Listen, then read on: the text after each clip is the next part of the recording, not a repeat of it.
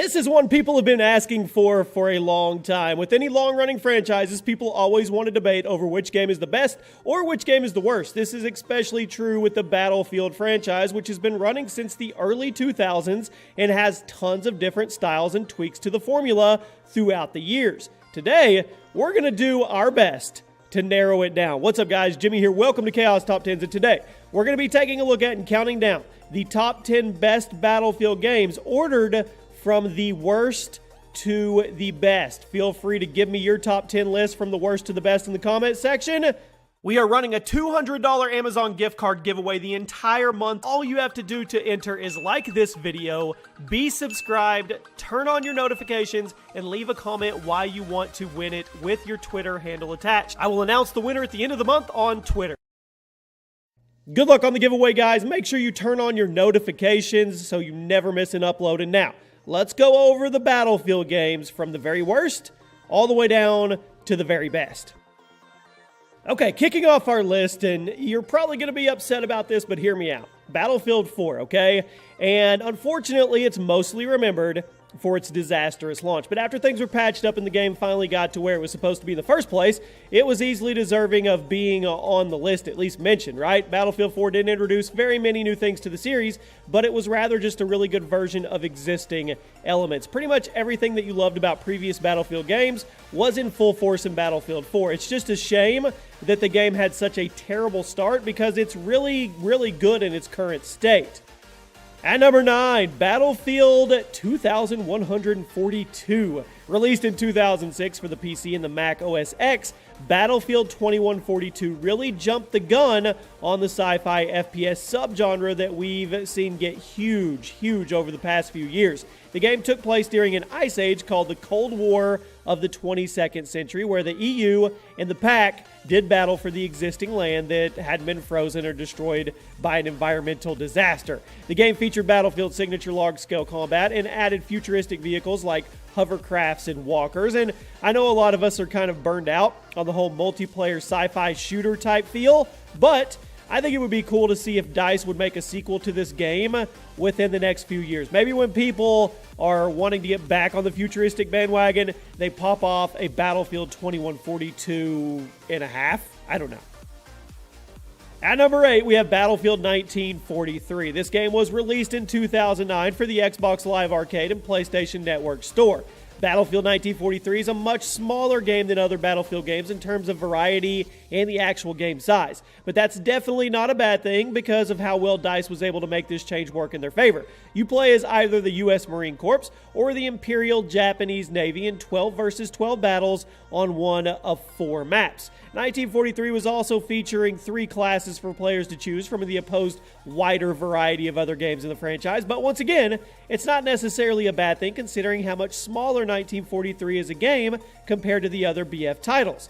Battlefield 1943 was the best-selling digital game on both Xbox Live Arcade and PlayStation Network quickly after it was released. As a discount Battlefield game, it was definitely a good way to capitalize on the multiplayer FPS craze that was going on at the time. Once again, it's toward the bottom of the list just because there wasn't a lot of content with it.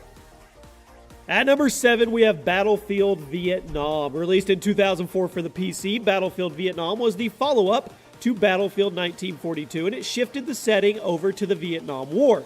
The maps were all based on specific battles of the war, like Operation Flaming Dart, Battle of the Hue, and Fall of Saigon, and many more. Upon release, Battlefield Vietnam was criticized a little bit due to it being very close to the previous Battlefield 1942 in terms of mechanics and maps, but that's not really too much of a bad thing due to how good that game actually was. The developers have to find that fine line. If you have a successful original launch, you have to follow it up with a part 2, but you also still have to try to capture what made the first one successful, all while balancing walking this tightrope and also making it innovative. It's not easy.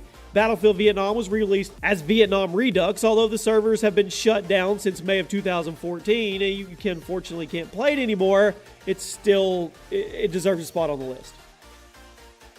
At number 6, we have Battlefield Bad Company. The first Bad Company game was a very, very ambitious game when it comes to the Battlefield franchise, as it seemingly changed everything in the established formula.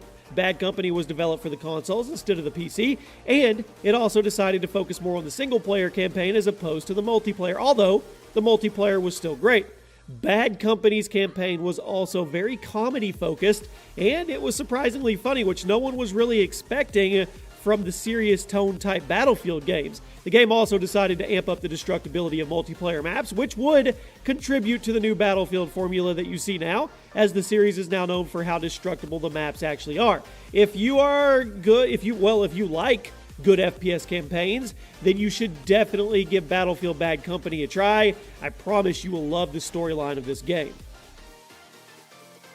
We mentioned it earlier, now let's crack into the top 5. Battlefield 1942, the first game in the Battlefield franchise. 1942 took everybody by surprise with its insane size and unique gameplay elements in multiplayer, as at the time of the release of this game, 64-player lobbies were a very, very new concept. Not to mention, the huge maps also sported tons of vehicles to make gameplay even more dynamic and make every match unique.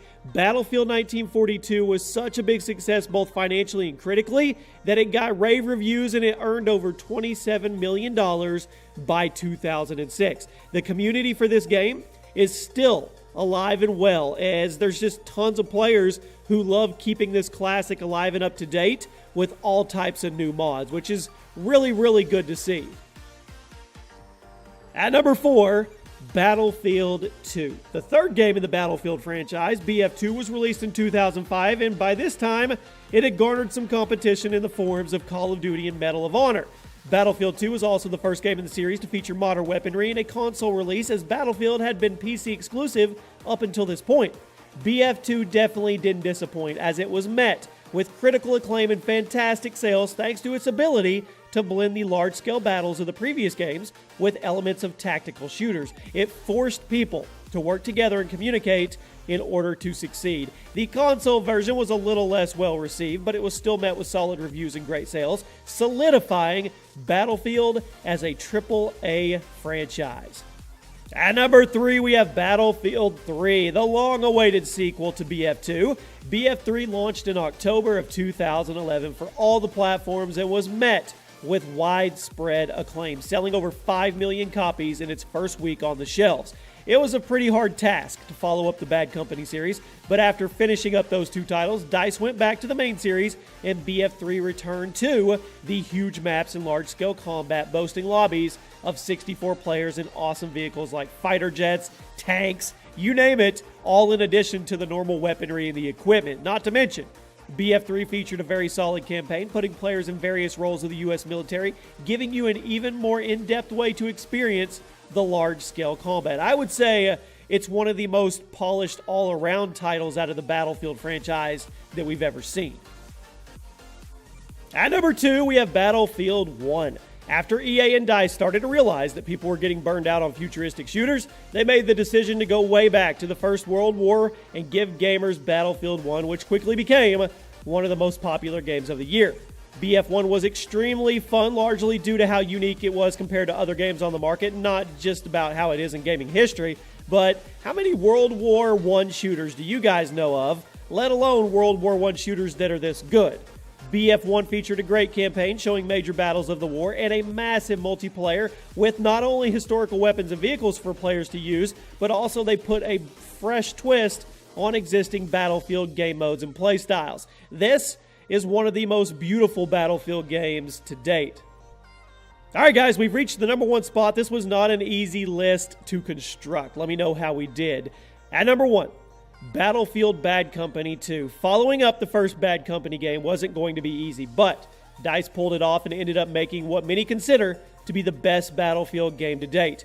BC2 launched on March 2nd in 2010 to critical acclaim thanks to its ability to amp up just about every aspect of the first game, which was already over the top in its own right. Plus, the game looked absolutely amazing thanks to its graphical upgrade, its engine update, and the great story, the engaging multiplayer, and some of the best and most destructible maps in Battlefield history made Bad Company 2, in my opinion and many others, the best game in the franchise.